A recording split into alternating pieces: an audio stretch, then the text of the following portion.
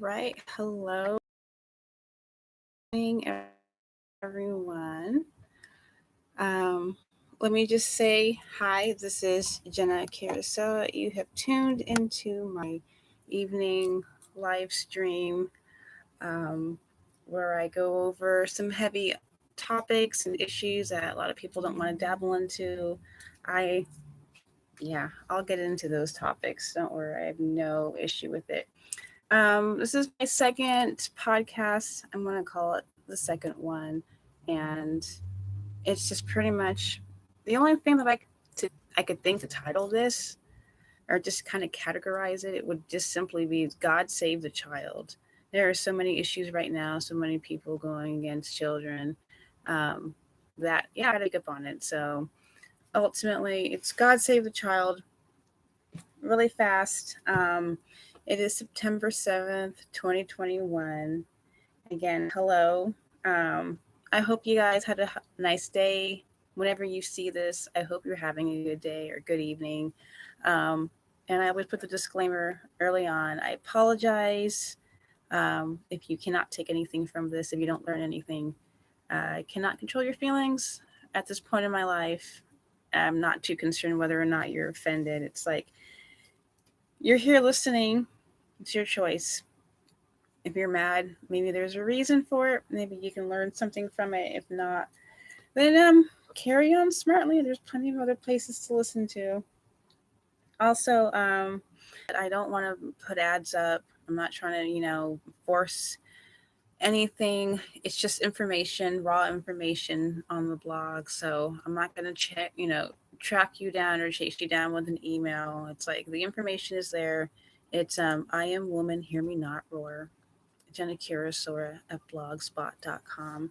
Check it out. I'll be doing more podcasts and another potential outlet, but right now I'm happy to be here with you guys on Facebook, on YouTube, now on Anchor Podcast. So um, there's so much more to talk about. So let me just get this one going really fast.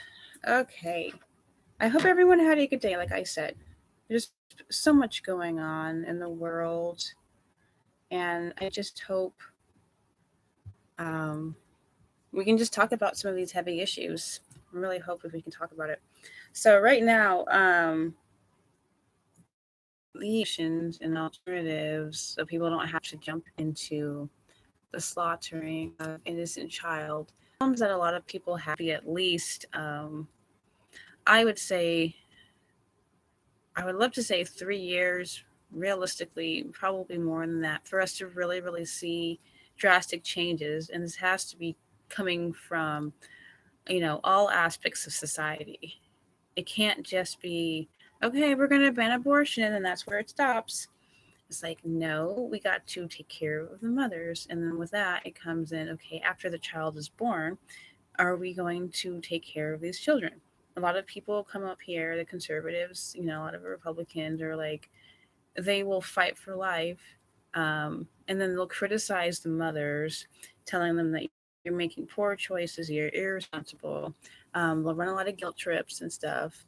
Uh, I do support a lot of the abortion prevention groups, the people who want to abolish it completely.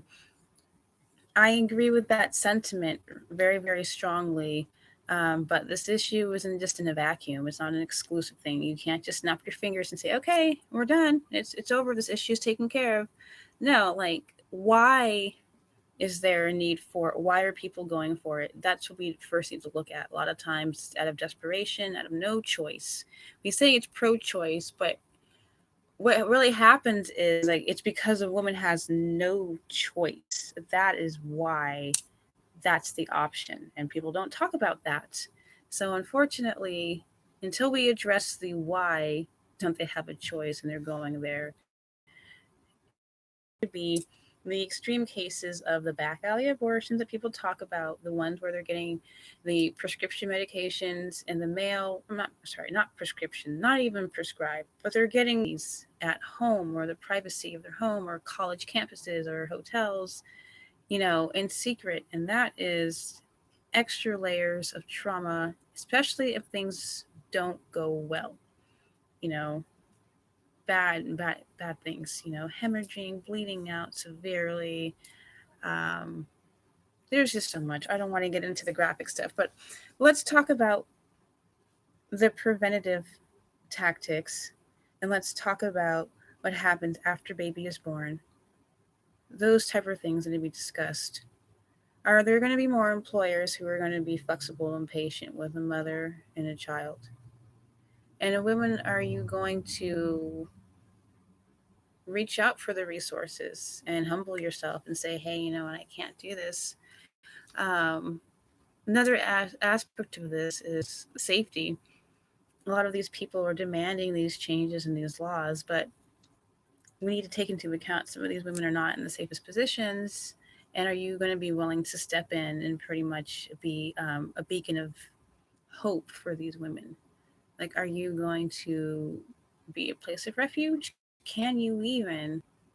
It needs to be strict because we're already seeing people making extreme changes in their lives where they're, saying, well, we're going to like go on sex strikes and do different things to punish men. And it's like, that's kind of what we were hoping for, and to a certain, you know, respect with people who are using abortion as birth control, as, a fallback on. It's like they didn't really take the abstinence route or being very, very safe. There's lots of different options for contraceptives. There's people out there who are just doing it because they can. We also can't just paint over with a broad brush. There's a lot more that goes into this, and it really starts with society's viewpoint and perspective of what is a baby, what the baby's for, what is a family for, what's the purpose in their life, what's off life, questions like that. If you aren't concerned with that, then it's just going to be a really tough argument. Like, there's a lot of guys I've seen discussions um, where the men are just flat out like, who cares? It's not our choice. It's not our business. Let a woman do what she wants to do. And a lot of them like that position because they don't have to worry about the consequences either. So for today, I'm just going to leave it at that. Just a simple, it's going to take time to see any progress. And it's not going to happen because people are still hanging on to this cause and calling it women's choice, not really realizing what's right. There's nowhere in the Constitution. The only thing that you're grasping is you want privacy. You want it to be discussion between a woman and her doctor. That's what you're fighting for. You don't really have much control or much choice, and that's frustrating and painful. You don't have any privacy. This is really what the issue is about, not so much the baby. The women in these circumstances, those three things need to be addressed: privacy, control, choice. And that conversation could be, I could spend at least 3 hours straight talking about how we can rethink about that, the thought process of why it's just the most terrible thing in the world to kill the innocent. So I'm going to just leave it at that. We could talk for hours and hours about how it's really, I don't know, I'm going to call it the worst thing in the world. Yeah, I mean, you're taking a life. You're ending a life. That's the only thing I can say about that. But seriously, just enough of the abortion thing, though. It's decided the fact that so many people, it's hard for me to understand why it's so hard for people to get to that point. But again, like I said, I've I understand. I've been there before, so I know the mindset, and that's why I have so much empathy and why I keep talking about it, because I really do understand the feeling of being crisis and wishing I had better options. But I want to talk about something kind of weird. I don't really know what the title is. I kind of just said it, black market surrogacy, but pretty much arrangements where the woman or the couple, the family, whatever, has a baby and they don't understand why all of a sudden baby is no longer in their care and baby's in CPS or foster care, and all the circumstances surrounding it, it's like doesn't make any sense, and it feels like they've been ganged up on. Um, I don't know too much about the details and the intricacies and the inner workings of this, but I know they're extremely highly intelligent people who are very, very, very gifted at doing their operations of moving people around, moving bodies, moving, resources, whatever. I think you catch my drift. So I've just been paying a lot more attention to CPS foster care system across the country. I've been getting a lot of more stories and sources over the years, and just some of the stuff that happens, the arrangements, the contracts, pretty much whatever someone wants, they're pretty much going to get it. There's ways of these things, and the reason why I'm bringing it up, not as if I have anything substantial or any who are ignorant to, I guess, how evil the world is. How malicious some people can be, how clever and deceptive the system is. I come together only so that I can help people, like, to be more mindful and to be more aware, especially young women right now, who are having a hard time getting their things together, getting their selves together. Um, just want everyone to be mindful, thinking about some of these issues, because as I continue on with my discussion today, I think you'll understand a little bit more of where I'm coming from and why I'm trying to caution people to be very, very mindful. Um, Again, I call it black market surrogacy. Take it for what it's worth. Just continue following me, because, like I said, there's a lot going on in the world, and so many people are just really not paying attention. Very, very frustrating. Myself included, too. I missed a lot of signs, and hopefully, yeah, there's always so much going on, so I'll have to leave that. Okay, so before I go any further, though, like I said, you're listening to Jenna Karasoa, and this is my second podcast, and I'm very grateful for this opportunity to come here and talk with everyone. So forgive me if it's a little bit choppy. I'm still sorry. I apologize as I'm yawning, but it brings me to another interesting point, though, talking about melatonin and what your bodily huge surge in different supplements and different forms of it. I am no doctor. I am just an average layman. I am no theologian or scientist. I'm just Jenna Karasoa. I guess you could call me a thinker, or a fancy title would be a philosopher. Or then I've seen some shit like that. The farmer's commercial. We know a thing or two because we've seen a thing or two. Yeah, that's pretty much. I understand where a lot of people are coming from, but I just want to get. This is just giving you a different perspective, some information, things you may not have been aware of, things that I'm not even aware of. I haven't pulled up any research. I haven't pulled up any stats. Okay, so because I know everyone's gonna be tripping balls and they got something to say. But seriously, in all seriousness, when we talk about melatonin and we talk about our children, that parents give their children melatonin to help them sleep, and this has been, to me, like what the? How did we get there? I heard things about like Benadryl and people telling parents you need to stop giving your kids Benadryl. Like, stop, you're going to OD them. You are pretty much creating an unnecessary chemical dependency on things, or it's essentially like you're sedating them or you're putting them in a restraint. Because I know from experience, well, not my experience, secondhand experience, people who work in the medical field, nursing homes, they can't give certain patients certain things because it's considered as a restraint, and it's a form of abuse, neglect, or torture, something like along those lines, or you're putting them in a chemical state of restraint conditions where they need sleep aid. I'm aware that there's conditions in children and not people of all ages why they would need different things. I'm not ever going to sit here and say that 100% definitively what you're doing is wrong. You shouldn't be doing that. That's not what I'm saying. I'm talking to the people who there are no problems with their children. They just want their kids to go to sleep. Those are the people I'm talking to who are like, I want to do what I want to do, and you're getting on my nerves. And instead of taking the kids outside to play and running out their energy, or instead of turning off the tablets and the smartphones and the screens so their little brains can rest and actually develop a healthy sleeping pattern, because the smartphones and all the devices and all the screens, it's flickering lights, it's flashing lights, it's hypnosis. You're putting someone under hypnosis essentially.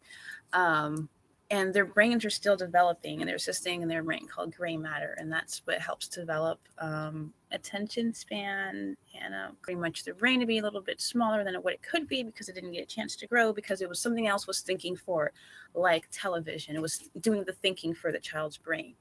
Um, so that also disrupts their sleep cycle. So when I hear people saying, "Well, my kid's having a hard time sleeping," and I'm not trying to say this is the case for every person, but I'm like, please beware though that if they are doing long distance learning and they're looking at a screen all day and they're looking at a TV and they're looking at their phone and they're not getting any type of physical activity that gets them energized and they can run some of their energy out, if they're not getting any of that, and then you're telling me that they can't sleep, so you're going to put them on more chemicals or additional stuff, like, so you're having to supplement it with something else, and then the brain's never going to be able to produce it, or it's going to be more difficult for it to produce it. So as the child is getting older, they're starting to pick up because it's so used to getting additional external stimulants. And then oftentimes whenever they're overtired, then we give things to wake them up, and then they get a lot of that in the sugar that they eat from the cereal, the juices, um, all the different added sugars from the junk food and crap that'll wake them up. Coffees, of course, kids are getting coffee earlier. There's so many different forms of vitamins. You've got the B12 vitamin gummies. So this is, again, I'm not trying to say that every case out there is when you got people who are like, I need this, my child needs this. I'm not saying, like, your child, the doctor, I'm going to trust you guys know what you're doing. I'm talking though to people who are intentionally aware that they don't want to deal with their hyperactive children and they don't getting natural sleep cycle. I'm just letting you know that this is habit forming. This is what they're learning. This is what you're conditioning them to potentially become. Um, so again, tension. I'm letting you know, like, there's some things out there that might be considered as like, that's not good for your child. That's endangerment. That's not a good way to respond. You're going to set your kid up for some failures, and some people might not like that. And people be paying attention to what you're doing, and just trying to prepare you. Like, there's some of the things that you shouldn't be doing. It might not be a good idea. There might be another way to handle this. So, yeah, that's my little talk on the not prescription, but the suggesting of sleep aids for young children. It's only if my thing is like, if you haven't exhausted your other resources, like, trying to get the kids' energy level run out by physical activity, doing something like limiting the screen use, changing the diet, because if you're giving the kids sugary beverages, especially soda, like, that's gonna make them more hyperactive in a way. And plus, when they're watching these of the characters that they're seeing on the television shows, so if you don't want your kid to be doing crazy extreme stuff, what are they watching? Before we, you know, give them Benadryl or melatonin to get them to sleep. Like, are you doing everything you can to make sure that they're getting the best opportunity to sleep and that their brains are being fully exercised and used to their highest capacity? So, things you can think about, because other people are paying attention. And I don't want anyone to get in trouble unnecessarily if they weren't aware that certain things aren't good for certain kids. So, some food for thought out there.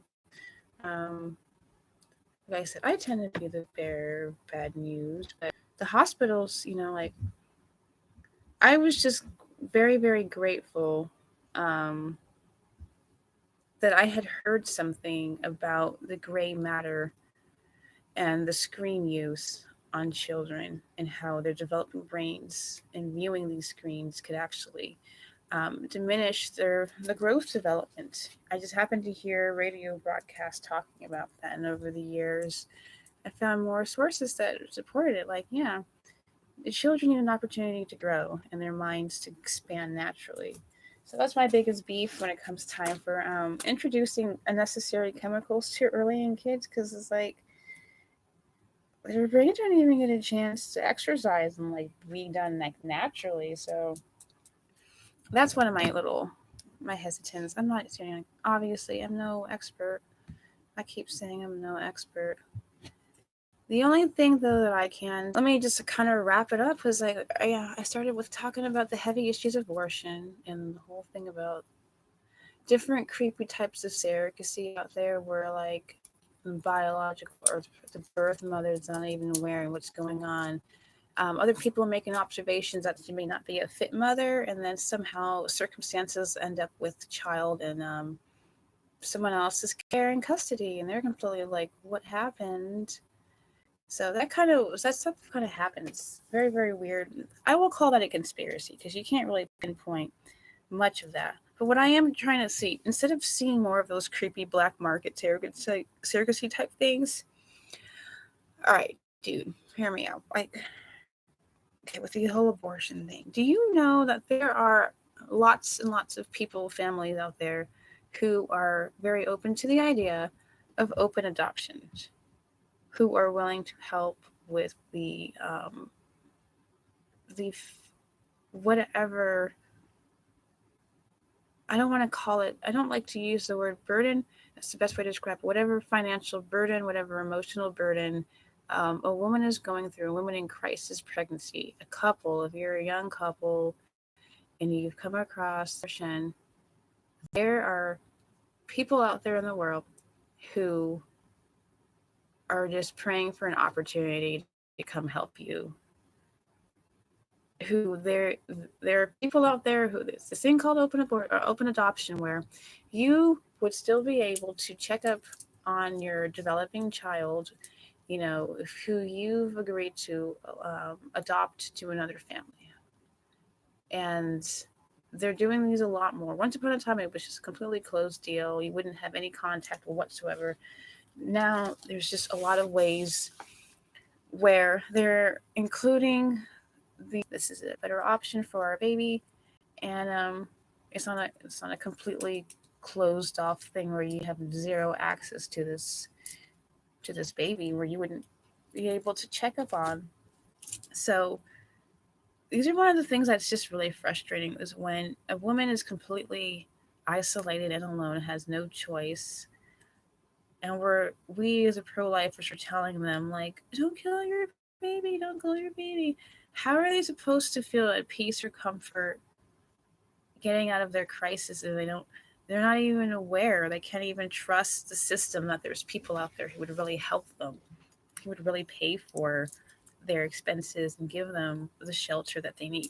How are they truly going to believe that that's an option for us? How do we get the people who, like, right now, like in Texas, like, I needed to get an abortion, if I don't, I'm gonna be dead, or like, I can't stay here anymore, this is debilitating, the pregnancy is debilitating, I can't work, I have other children to take care of, who's going to help me? Like, we hear those people, we hear those women. So right now that's happening right now.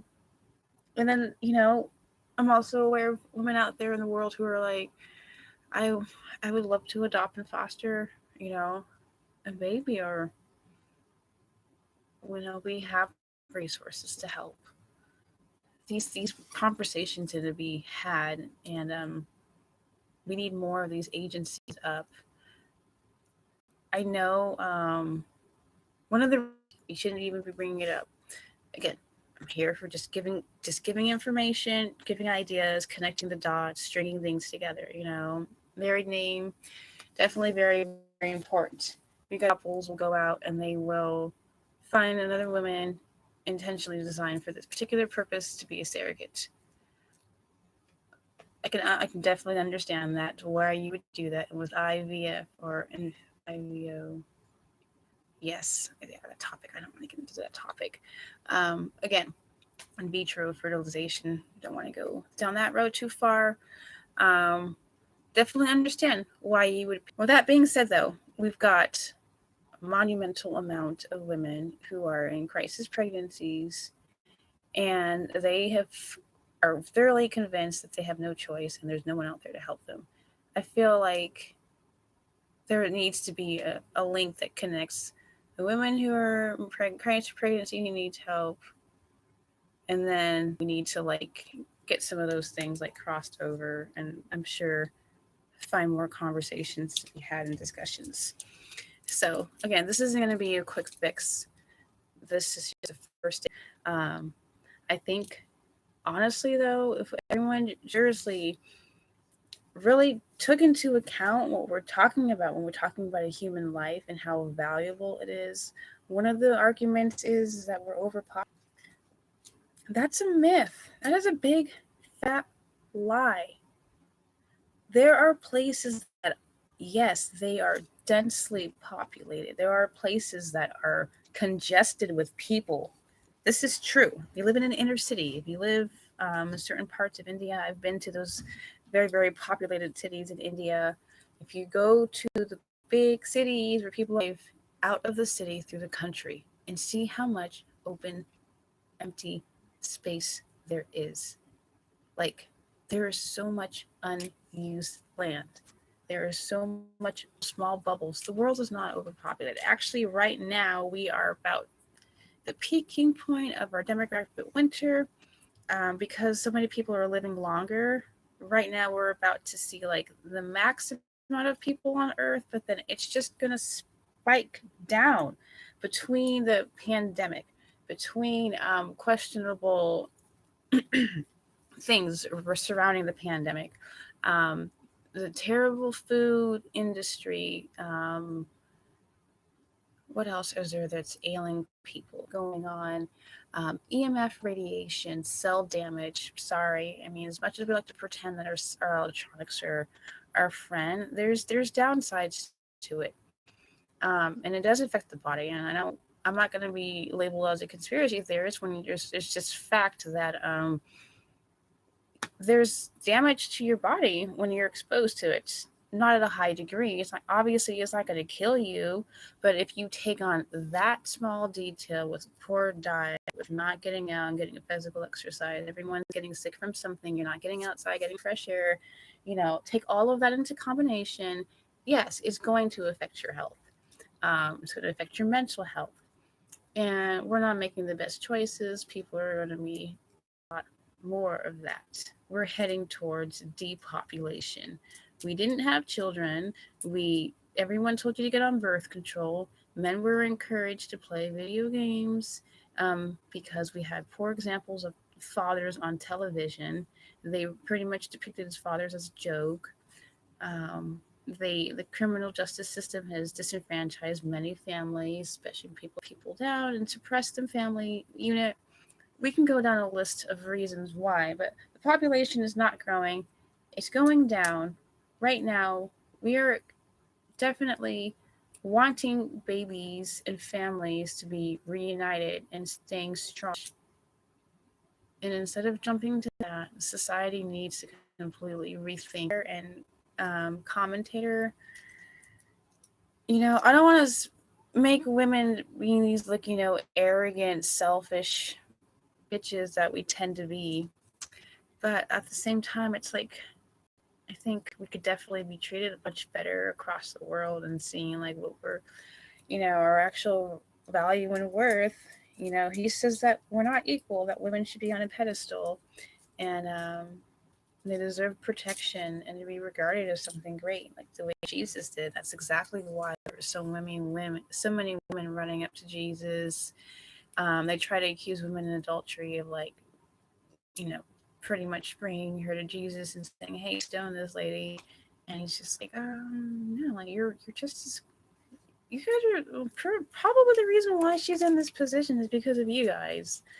And it's like, gosh, dude, you just gotta change your perspective and realize how much value and worth you really have, and how valuable and important children are, and that there's just a straight up attack from everywhere. And that's why I'm just like, dude, God save the child. Just praying, praying.